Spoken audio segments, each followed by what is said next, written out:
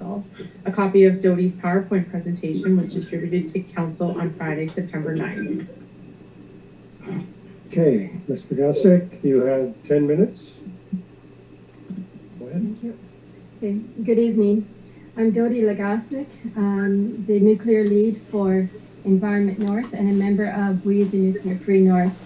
I'm presenting to you the concerns that we have regarding the Nuclear Waste Management Organization's proposal to transport all of Canada's high-level waste through northwestern Ontario into a deep geological repository at the Rebel Lake site.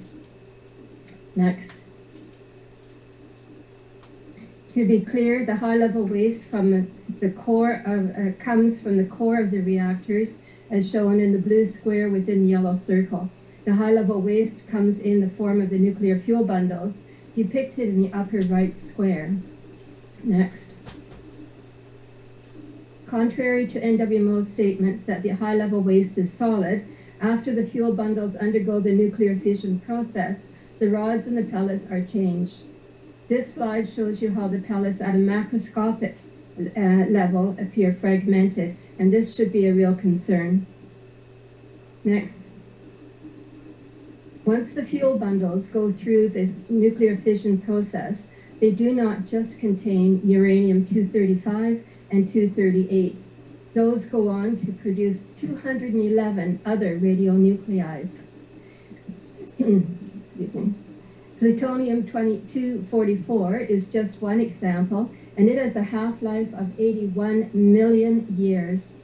Here are all of the 211 radionuclides that you need to investigate. So could you just kind of flip through to the very last one? Please, next, next, next, next, next, and stop just above that. Go back one more, please.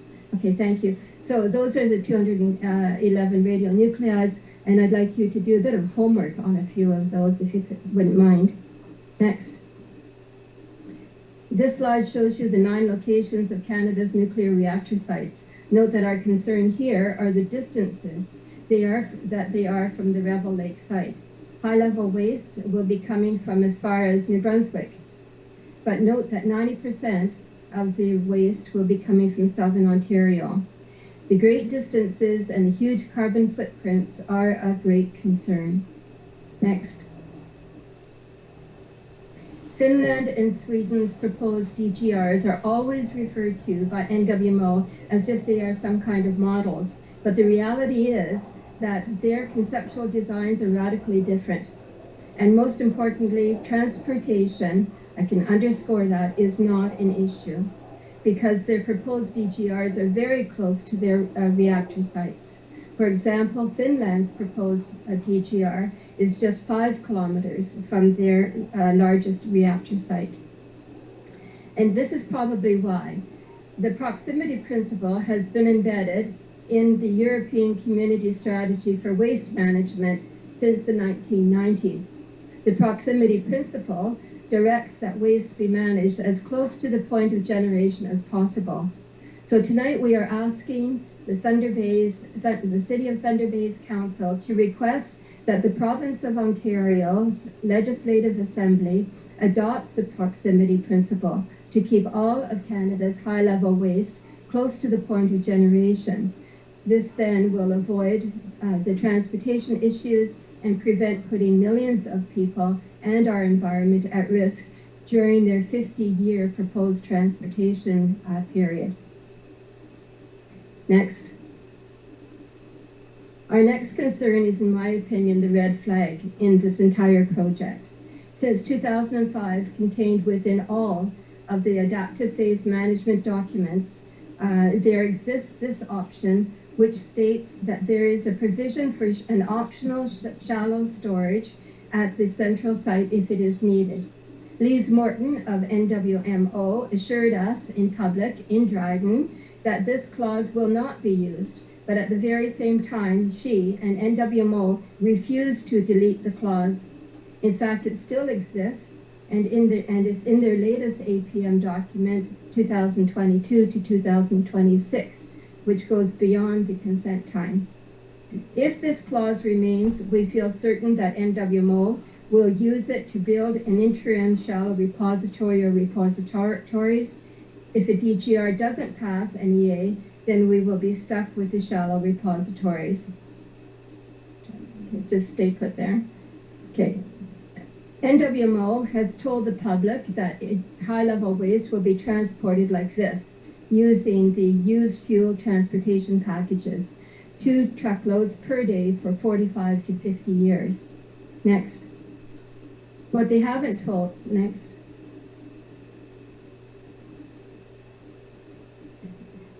What they haven't told us is that the UFTP is just one of the 3 proposed transportation packages.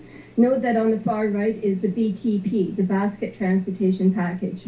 AECL is supposed to be using these to transport high-level waste from New Brunswick, from Quebec, and from Manitoba. NWMO has also omitted any references to their super low containers, which are in the very middle. And these are called dry storage containers. They each weigh 100 tons. And each carries 384 used nuclear fuel bundles. And these will be carried by transport trucks and by rail, likely the CP rail. Next.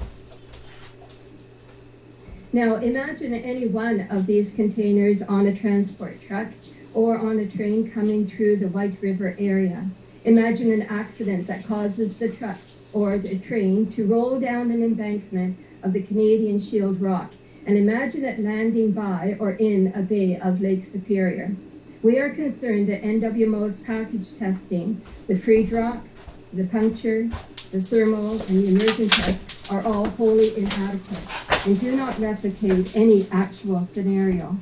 NWMO will take several hours to get to the site, more hours to bring in their equipment, and in the meantime, the environment, that is all the land and the water surrounding, may become contaminated. Next. Note that NWMO has only told you about the truck shipments noted on the left side of this chart. They did not show you yet the numbers and the different types of shipments on the right. For example, they noted that an additional 165 trucks, these are will come through carrying super loads of high-level waste right through the city of Thunder Bay. These are in addition to the 2 or 3 UFTPs per day for over the 45-year period that they did tell you about. Nor have they noted that they plan for 22 rail shipments per year. Next. We are concerned that each of the 22 rail shipments, about every 2.5 weeks, will be transporting 14 rail cars, each train, carrying a total of 5,376 nuclear fuel bundles right through the downtown core of the city, putting at risk hundreds of homes, businesses, if there ever was a derailment and the containers were compromised. Next. Ice jacking and sun kinking are 2 causes or forms of derailments that have been increasing due to climate change recently. Note that these are very hard to detect ahead of time. Next. Our concern here is that the Southern Highway route runs parallel to the Great Lakes. An accident along this route could contaminate the water. Also note that both routes, Southern and Northern, go through many communities, large and small, especially the large ones in Southern Ontario, and millions of people will be put at risk. You have 2 minutes, please. Note that here all of the First Nations, next please.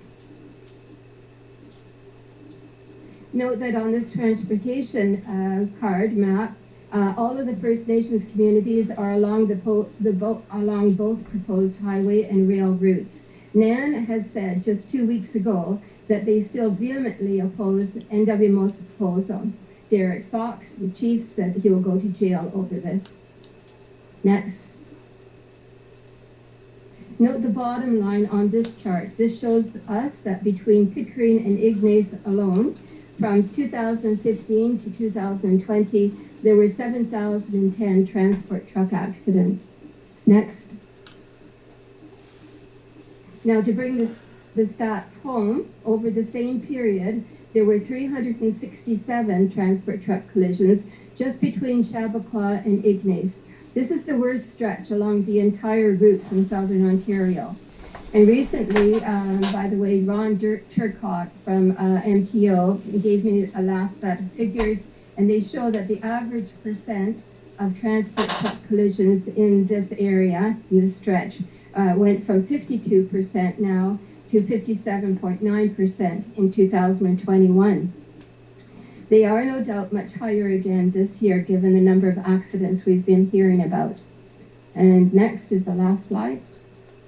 Okay, so on behalf of Environment North and we, the Nuclear Free North, I request that the Thunder Bay Council adopt the proximity principle with regards to the nuclear fuel waste. And if you wouldn't mind, it's a bit hard to see, but if you wouldn't mind just reading that paragraph to yourselves, that last paragraph. Okay, thank you.